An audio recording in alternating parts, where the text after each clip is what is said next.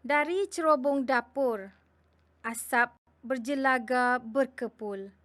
Terkecur liur, harum berbau, juadah tersohor. Perut yang lapar, selera kian mengelepar. Menanti roti dibakar, rangup dan segar, terhidang seumpama permaidani terhampar. Kala roti di depan mata, nafsu makan pun bergelora. Berkeping-keping menggegar selera, perut pun kenyang terasa, tenang bersendawa. Bagi pemilik iman di dada, sendawa itu tidak sempurna. Masih ada beban di bahu mereka. Warga miskin belum terbela, masih merintih lapar dahaga. Bila begitu selamanya, kalimah syukur pun jelas tertera di hati sanubari warga dunia. Melangit damai dirasa, percikan iman segar berwarna.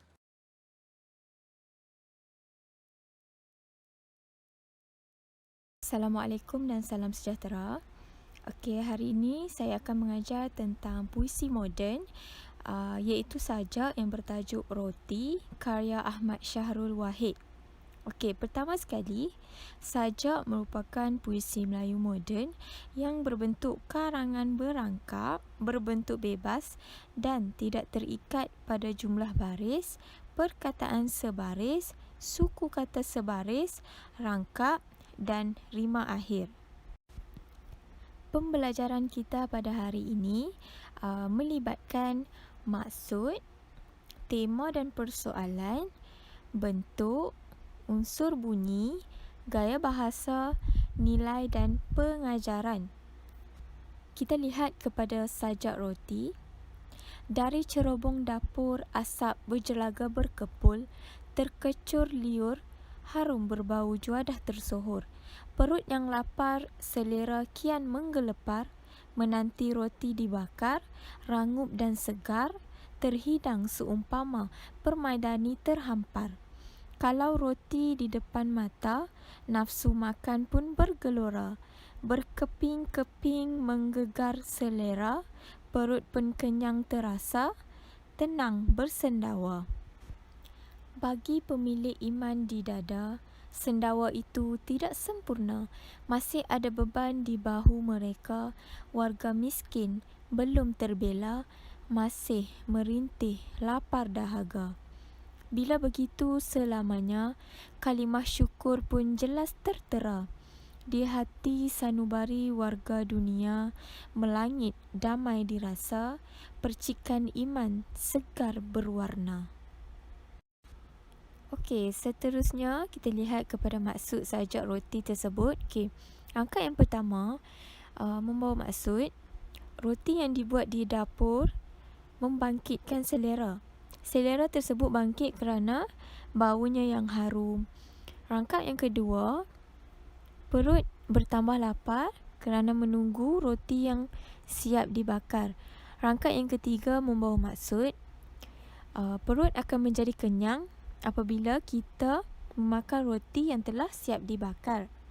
Rangkap yang keempat membawa maksud orang yang kaya masih tidak sempurna iman mereka sekiranya tidak memikul tanggungjawab untuk membantu orang yang memerlukan.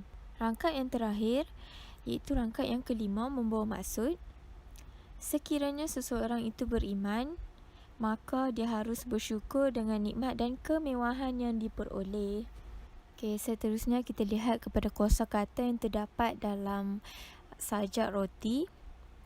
Terdapat 6 kosakata iaitu yang pertama cerobong, yang kedua berjelaga, yang ketiga terkecur, yang keempat menggelepar, yang kelima bersendawa dan yang keenam ialah kalimah. Okey. Seterusnya kita beranjak kepada tema dan persoalan sajak roti. Okey, apakah tema sajak roti? Temanya adalah kehidupan masyarakat beriman yang tidak lupa kepada masyarakat miskin. Okey, persoalan yang pertama ialah persoalan bau roti yang harum apabila dibakar akan membangkitkan selera. Persoalan yang kedua ialah manusia tidak dapat menahan nafsu makan ketika lapar. Persoalan yang ketiga, manusia akan makan makanan yang sedap sehingga kenyang dan sendawa. Persoalan yang keempat, persoalan tentang orang yang beriman tidak akan melupakan orang miskin ketika mereka berasa kenyang. Dan persoalan yang terakhir ialah bersyukur ketika mendapat sesuatu kebaikan. Kemudian kita lihat kepada bentuk sajak roti. Sajak ini terdiri daripada 5 rangkap.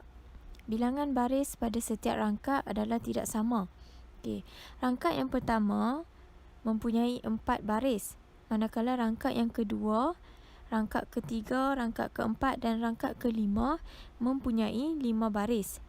Jumlah suku kata dalam sajak ini adalah antara 2 hingga 6 patah perkataan. Dan sajak ini adalah berbentuk bebas.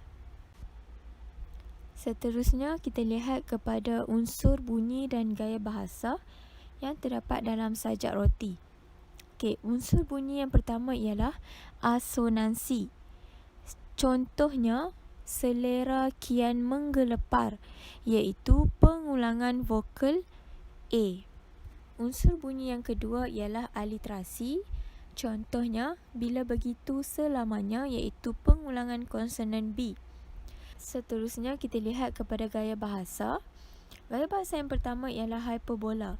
Sebagai contoh, nafsu makan pun bergelora. Gaya bahasa yang kedua ialah inversi. Contohnya, harum berbau juadah tersohor. Gaya bahasa yang ketiga ialah metafora. Sebagai contoh, percikan iman. Dan gaya bahasa yang terakhir ialah simili. Contohnya, terhidang seumpama permaidani terhampar. Yang terakhir sekali, kita lihat kepada nilai dan pengajaran yang terdapat dalam sajak roti. Apakah nilai yang terdapat dalam sajak roti? Nilai yang pertama ialah nilai kesabaran, nilai kesyukuran dan nilai keimanan.